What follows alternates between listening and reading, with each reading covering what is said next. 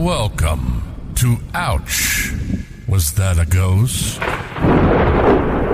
This podcast may contain graphic material, which some listeners may find disturbing. Listener discretion is advised. Help me. Now that we covered that, here's your host, Liz.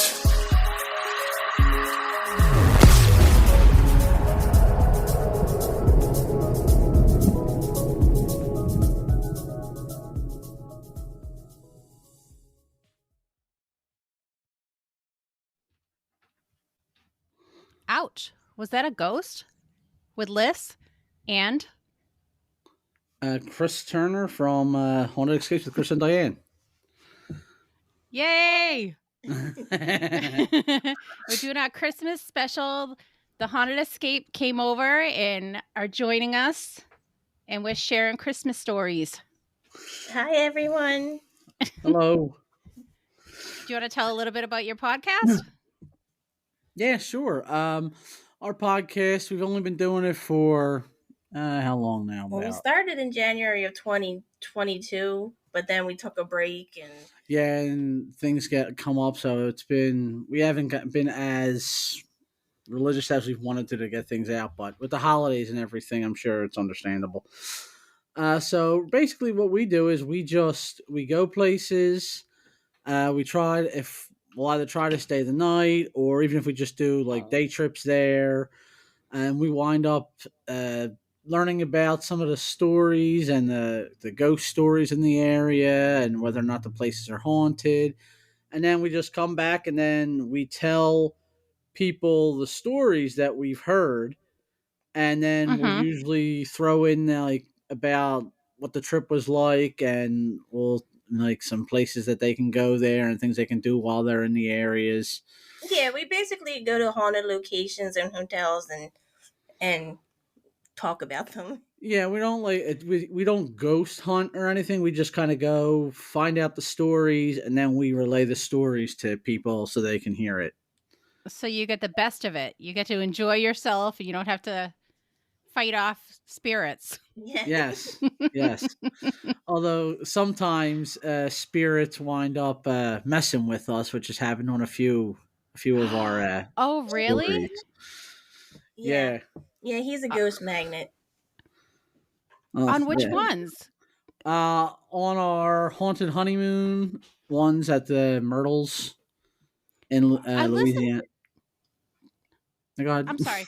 No, I'm thinking. I listened to that. I don't remember the haunted part because I was so obsessed with the Myrtle Plantation after listening to that. I started researching my own story to do too. Yeah, he had an experience with a little ghost kid. Yeah, it was not as sweet as it may sound. It was kind of, let's just say I wouldn't want that to happen again anytime soon. It was pretty off-putting. Oh, no. But hey, that's what everybody talks about. You want to experience something, so I got to. I want a ghost cat. There was a ghost cat when we went up to Harry Packer. Yeah, Harry Packer. Oh, yeah, I remember you guys saying that. Yeah, we heard the meow. I was like, Chris was like, I'm hearing a meow. I'm like, nah, there's no meow. I'm like, what are you talking about? And then we talked to the staff there, and they're like, yeah, there's a ghost cat that walks around and sits on the furniture and stuff. That is amazing. Yeah, and they told us how it's so realistic. They've thought at times that it's like a stray that has gotten in there. But then when they go to look for it, they don't know where it went. Has anyone felt him, or they just heard the meow? No, the one woman said she actually saw it. It's a little black cat. She said she saw it come in, and she heard the meowing and everything. And when she went to investigate, she saw the cat. And then she went to follow the cat, and she just gone. That's crazy. Poor little cat. I know, that stinks. It can't even get pet because no one knows where he is. Yeah. And then Poor I think guy. she said there were times where they'll be like sitting there like after closing, and they'll feel like the cat going in, or you know how cats like go up and in and out your legs and everything Yes. for attention. She said they've had that happen a couple times too. Oh, I would sit there, be looking on the ground, like blindly trying to grab anything I see Yeah, right. or don't see. And so maybe you'll be able to touch something. Oh, We started doing another thing called Haunted Who, which we've been trying to cover some people who have been big in like paranormal. We've only got one episode of that, and it was the Warrens. mm-hmm. We did that one, and then That one was so Diane's. good. Oh, I'm glad you liked it. And they did an episode on the Warrens too. Oh, that's awesome. They went into the scandalous thing where the whole controversy where Ed Warren might have been with that young girl. Oh yeah, Mm-hmm. Craziness. skeletons in their closets. We say the stuff you're not supposed to. So then, and then recently, Diane's been kicking around the idea to start maybe doing like cryptology, or maybe like different folklore, which brought us up to this idea to do, because it was Christmas, and we were thinking about like creatures for Christmas. And, you know, everybody knows the story of Santa and everything. So to keep in mind with the whole spooky part of our show, that's when I decided to look up Krampus. Yay! So now Krampus, I mean, He's a scary looking dude. yeah, it is. Mm-hmm. It's definitely something I wouldn't want to go see. So Krampus originates in Austria from the time of the pagan celebrations such as Yule. He's an 8 foot tall demonic like figure, half goat, half man. Hmm. They said he's supposedly covered in dark, coarse fur with fangs, dripping saliva, and long, sharp claws. I bet his breast stinks. Yeah. Ew. I'm just picturing the saliva now as you're telling the Right? story. He was used to signify the beginning of the long, cold nights of winter, as well as the dangers that came from that time of the year. Now, that's something that happens a lot in pagan lore. They have creatures and things that they come up with that follow different times of the season and Mm-hmm. different things like that. Like Krampus was because it's cold, it's dark, children would go missing, so who would hit? They didn't know really any better. Everything back then, they were worried about all kinds of supernatural things. So they come up with the idea of there's a creature that's out there that stalks them, Hmm. and it can strike.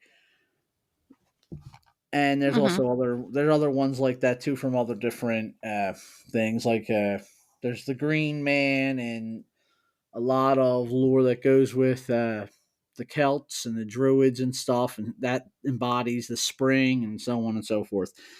So he's just one of the many different creatures that were created back then by the more primitive people to explain away scary things. Mm-hmm.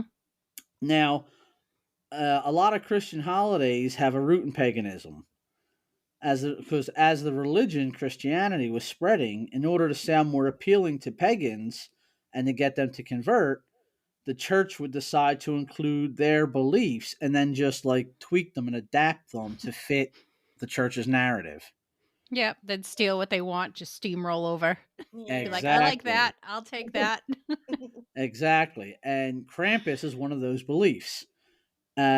So in the old days, like Dark Ages with Krampus, they started thinking they would hold different celebrations about him to appease him in like December 5th, 6th, around that time. So when Christianity comes in, St. Nicholas, who we all base Santa off of, Mhm. his feast day is December 6th. Mm-hmm. So now, in order to help convert pagans into Christianity, they took the stories of Krampus and they would just merge them with St. Nicholas. So now Krampus was the dark shadow of St. Nicholas. Oh, okay. So he's the anti-Nick. Yeah. Pretty much, yeah, absolutely. And by pairing him with Saint Nicholas, it just was a way for the Christians to show the Christian saint, was good, and the pagan's creature was bad, which would, of course, help people to convert. Mm-hmm. Hmm. So scummy, but yeah, kind of funny Yeah, too. I know, yeah, right. All about marketing, even back then. Yes. So now it's also Krampus has his very own holiday. It's called Krampusnacht or Krampus's Night. Hmm. They even have cards, Krampus cards, that are like Christmas cards that they would have given out back in, I think it's like the 18th, like from the 16th to the 18th centuries. Oh, who do you give that to? Somebody you don't like? Yeah, from what the stories go, it must be like you would give somebody a Christmas card to wish them goodwill, and this was if the kid was bad. It's like, yeah, well, here you go. That's amazing. They should bring those back. Yeah, right. So now Krampusnacht is a shadow of St. Nicholas's feast day, which on the night of December 6th, it's believed that St. Nicholas would go house to house and place treats or toys in the shoes of all the good children. Well, Krampusnacht was the night that Krampus would punish the bad kids. It was believed he would enter your house and he would beat them with reeds that he carried in a pack on his back. Jeez. Well, that escalated. Yeah. And if they were really bad, he would throw them in the basket and he would take them away as punishment where he would eat them. Oh. Okay. Oh. So now St. Nicholas, he's the Christian saint. He gives you your presents. Yeah. He treats you great. Now, Krampus, who's the pagan creature, he's there. He wants to eat you or he Oh. wants to harm you. So once again, it's that same theme. The Christian belief is the good one, the pagan belief is the bad one. And it just, so many things develop like that from all over. So wait a minute. So one day you'll be talking to little Billy at the farm next door, and then it'll be Krampus night, and then you'll wake up and you'll be like, "Well, where's little Billy? Oh yeah, he got eaten by Krampus. Don't worry about it." Jeez. Or little Billy didn't get picked up after he was being fresh, and he's like, "Yep, see, Yeah, right? nothing happened." Yeah. Well, yeah. You know what sucks about all the pagan conversion into Christianity is we lost so much. Like Yes. during Samhain, like during all those things, we have no idea what actually happened. We can only guess from the bits and pieces that we have. Yeah. You have to kind of piece it together from old writings and things that historians have studied or folklorists. But even then, it's all a lot of that. It's all handed down through word of mouth, and you've all played Whisper Down the Lane when you're a kid, I'm sure, and you know that word of mouth changes drastically by the time you get to the end. And there are a lot of other characters like him in different European folktales that actually have to do with Christmas. There's one that's about a witch. And then there's another one. It's another demon creature that goes after kids to punish them when they're bad. Ooh. And it's such a big thing over, it was such a big thing over in Europe and Austria and even parts of Germany that they have a parade and a race that they hold for Krampus. It's called the Krampuslauf. It's a race where a bunch of drunken men get to run through the streets dressed up like him, and they basically scare little kids. Oh my gosh. And it's funny how much America over here, we've taken all these old legends and we've changed them and we've watered them down, and it's based on things that were then, but it's so different. Again, that Whisper Down the Lane theme, and it's just imagine if over here kids are bad, they get coal in their stocking. Mhm. Now imagine if we had kept the whole belief in Krampus alive, and you tell the kids, well, if you're bad, you're going to have an 8-foot tall goat monster that's going to come and eat you or beat you. Now I wonder how many kids would behave a lot better for their parents. Yeah, you would think. Yeah, it's just it's very interesting how like this monstrous creature, which is something out of a horror story, is celebrated, and it's just an everyday part of the holiday season for a lot of Austrian and German people. Mm-hmm. Yeah, it's really cool. It's just different cultures are just really cool to learn about, and like especially their folklore and the things they believe in. I just find it interesting. And yeah, Oh, that's Krampus. 100%. German anything, they just go to the extreme. They're amazing. I love it. They go so dark with all their folklore and Icelandic folklore I'm obsessed with too. Yeah, they're like that too. That's so different from over here. Like being a little kid over there, like, oh, I better behave or Cramp is gonna eat my ass. That's Like, what I'm saying. Yeah, imagine like what do you tell your kid? Oh, you better behave, or I'll hear it. You better behave, or Santa's not bringing you a present over there. It you better behave, or else you're going to get eaten. Yeah, If I was a very kid, I'd be on different. my best behavior all the time then. uh-huh. Mm-hmm. But yeah, that's the story of Krampus, and they still celebrate that even to like now. My great grandmother was from Austria, Oh, and wow. she had stories about that growing up that they were taught, and that like the storyline and like the folklore that Hmm. they brought over to America. I don't know if they still followed it when they came here. They probably did at first until eventually they become Americanized and it changes. But Diane, she has a friend who she works with who's from Germany, and she talked to her about Krampus, Hmm. and she said the same thing. Oh yeah, it's definitely a big thing over there still. Yeah, she said when she was a little girl, they like her parents and her grandparents would tell her, "Oh, you better behave, or Krampus is gonna get you." And That's what I was going to ask you if your grandmother or your friend believed it when they were a child. Like here, a lot of children believe in Santa. Oh yeah, You know what I'm? my grandmother believed all that when she was brought. It was part of their culture. She was taught it. Her family was taught it. Her whole family was from Austria. She was one of the first ones born over here. So they came right from the old world. So all those old beliefs were ingrained. I mean, in her household growing up, they weren't allowed to speak anything but Austrian German. Mhm. And they weren't allowed to speak English inside the house at all. They were only allowed to speak it outside. Oh, wow. Yeah, so it was it's really interesting. And I mean, we don't have too many scary things like that here to go tell your kids about that they'll remember in years. Yeah, and over here, you're kind of like a little bit bummed when you find out about Santa. Over there, when you find out Krampus isn't going to eat you, you're probably relieved. I know, right? It's not like a weight off your shoulders. It's like, Then the kid's like, man, I had all those years. I could have been acting like a I can Right. sleep now. brat. Like Saint Nicholas, he comes to the door. He doesn't come in. He leaves the gifts and he walks away. Now, Christmas night when you're a kid, you're all excited. You're waiting up for Santa to come, and I'm sure the kids back then were the same way. The eve of Saint Nicholas's visit, but now imagine the eve that same night.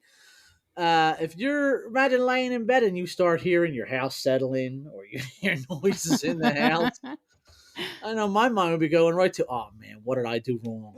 This is Krampus. He's coming to take me. That's terrible. But it's But well, interesting. well-behaved children out of it, though.